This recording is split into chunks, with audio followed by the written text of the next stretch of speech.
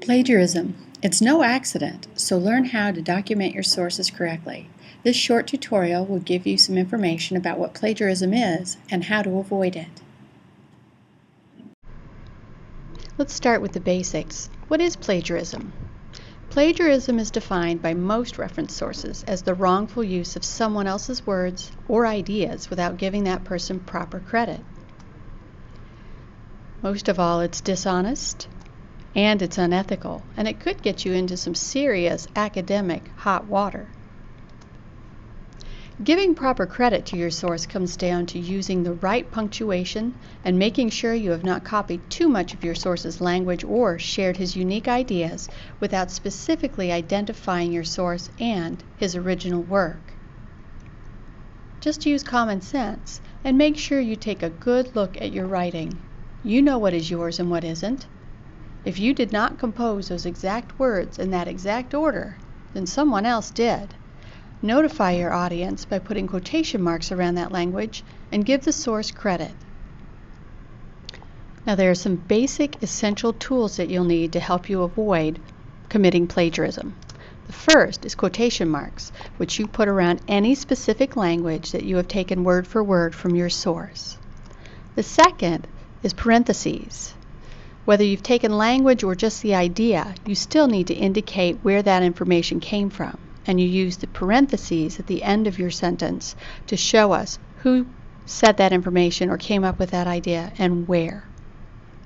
Remember, anything in your paper that does not have quotation marks around it is assumed to be your original work, your own words. If there's no clear source for your information, either within the sentence itself, in a parenthetical citation at the end of it, or in the context of the preceding sentences, it is assumed to be your idea. Make sure it is. Let's try that one more time. If there are no quotation marks or parentheses, and you have not stated your source anywhere in the sentence, you are telling your audience that you wrote it and you thought it. Here are some myths about plagiarism. Let's take the first one. If it doesn't have quotation marks around it in my source, I don't need to use them when I copy it into my paper. Sorry, if you're borrowing somebody else's words, period, you need to put quotation marks around them. If they have quotation marks around them in your source, you just have to add another set of single quotations. How about this one? As long as you put an author's name or page number next to it, you aren't plagiarizing, right? Sorry, if you've used specific language from your source and haven't put quotation marks around it, simply identifying who said it isn't enough. Remember, you have to show us what your words are and those words that belong to someone else. So that one's busted. And how about internet sources? Blogs and web pages, they don't need to be cited, right? Sorry guys, they're someone else's work as well, so you do need to give credit even on general web pages.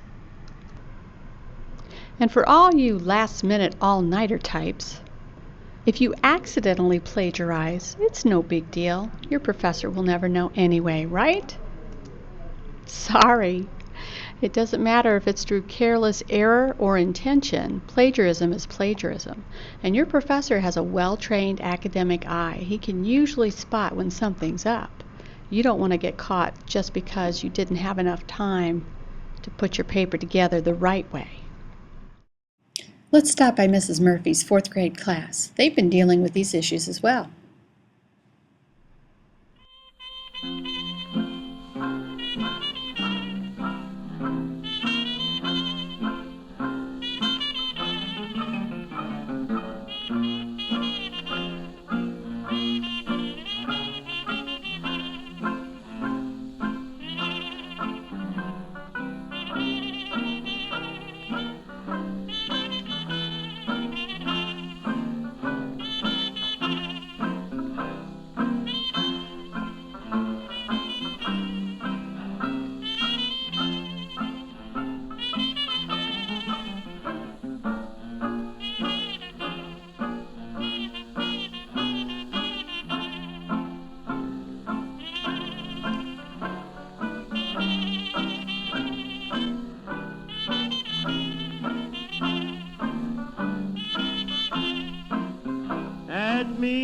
superior sure have done me wrong.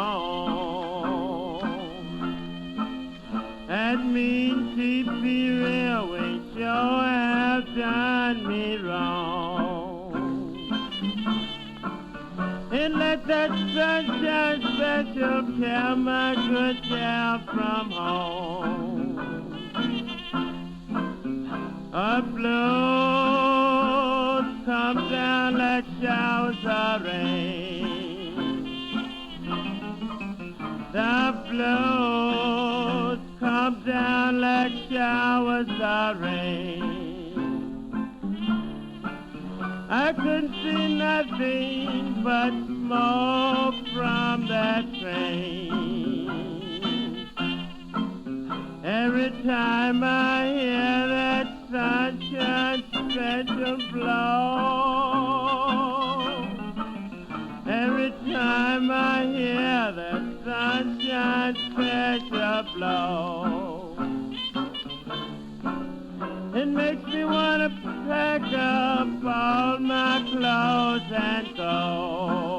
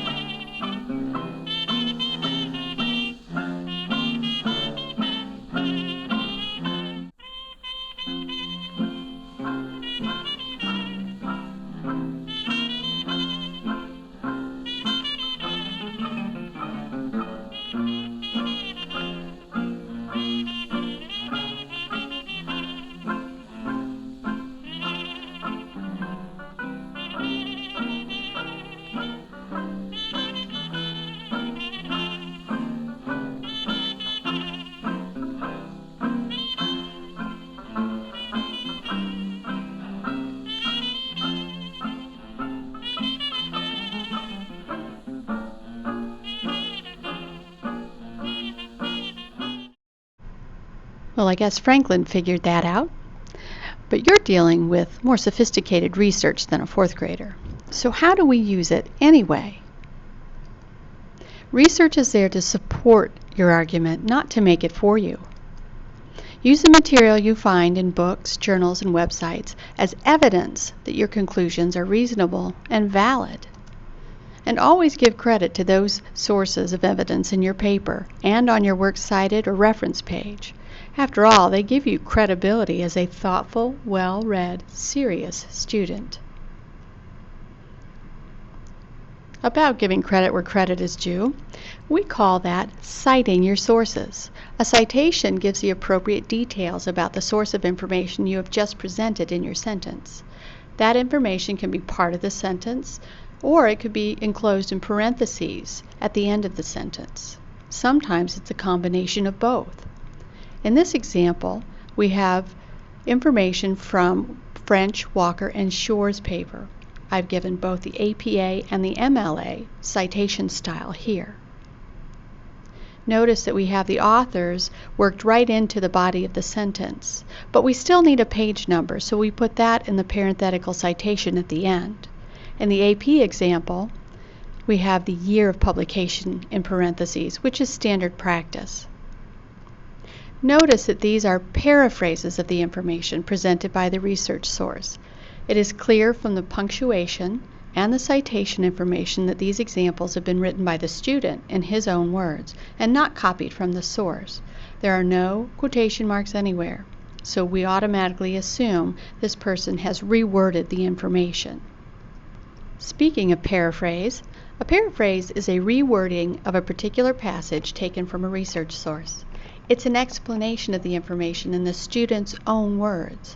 Because this is not information the student writer thought of on his own or knew from experience, he must tell us where it came from.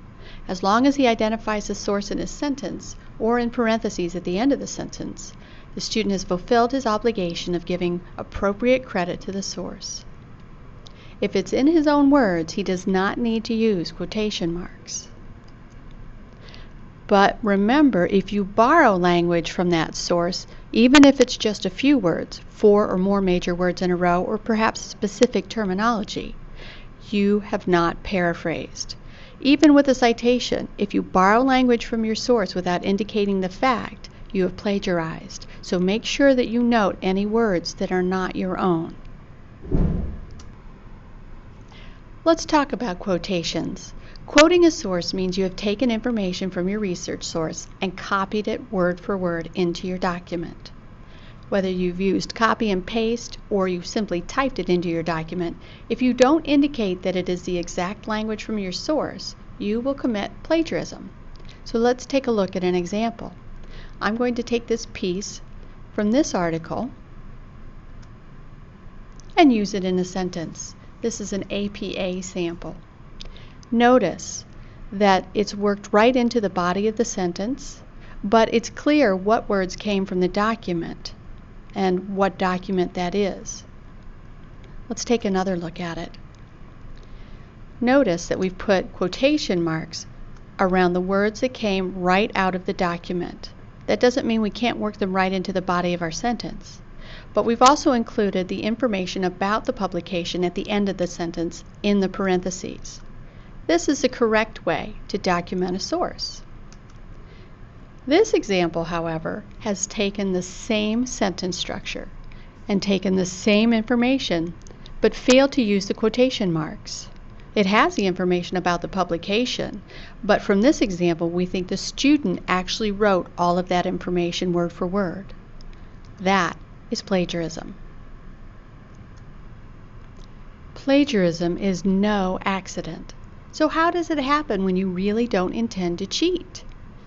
One reason is procrastination. Too many students wait until the last minute to write their paper, and in the rush they make mistakes, leave important information out, and lose track of their research.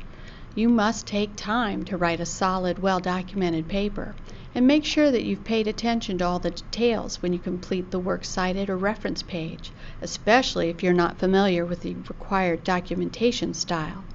Putting it off only opens the door to costly mistakes. Another reason is poor note-taking. You must develop good note-taking habits that indicate what information is quoted, what is paraphrased or summarized, and where it came from. The devil is in the details, as the saying goes, and if you don't get them right the first time, they will lead you straight down the path to plagiarism. So here are a few ideas to help you out. Every time you write down information from a source, write the page number, author, and title with it. Note cards are an excellent system to use for taking notes. If you copy a passage word for word, put quotation marks around it very clearly. If you paraphrase information, close the source and rewrite your paraphrase in your own words at least twice. And the number one reason students plagiarize when they really don't intend to cheat is a failure to cite as you write. Don't try to write out your entire paper without citing any of your evidence until the end. You will miss something. Aside from that, you're creating twice the work for yourself. Why not cite the source while you have it open in front of you as you are writing? Remember, cite as you write. Save yourself some time and save your butt.